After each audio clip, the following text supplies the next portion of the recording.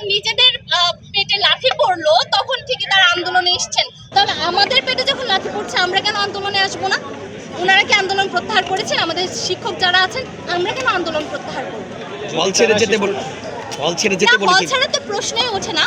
যদিও আমি হলে থাকি না, কিন্তু আমাদের যে সহপাঠীরা হলে আছেন বা জুনিয়ররা সিনিয়ররা হলে আছেন, তারা কেন হল ছাড়বে? হল ছাড়লে আন্দোলনের গতিটা কমে যাবে। হল ছাড়ার প্রশ্নই ওঠে না। ক্যান্টিন তো তখন বন্ধ হয়ে যাবে, ক্যান্টিন বন্ধ হবে, বাইরে থেকে খাবার আসবে না। আর আমার তো মনে হয় যে আমরা যদি আহ্বান করি যে আমাদের অভিভাবক যারা আছেন সবাই আমাদের জন্য খাবার নিয়ে আসবেন, আমরা এরকম মনে করি।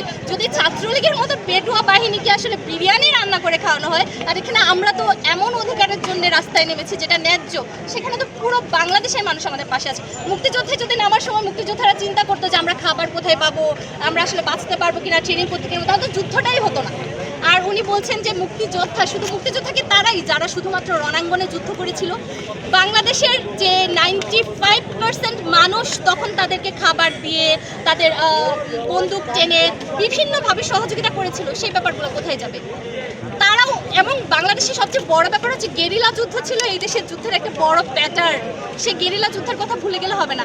আর মুক্তিযুদ্ধের তালিকা তো কদিন পরপরই চেঞ্জ হচ্ছে, সরকার আসছে, চেঞ্জ হচ্ছে, একজন ভেতরে ঢুকছে, বাইরে যাচ্ছে। এটাকে তো আমরা আসলে রিলাই করতে পারছি না যে এটা সত্যি না মিথ্যা। ধন্যবাদ।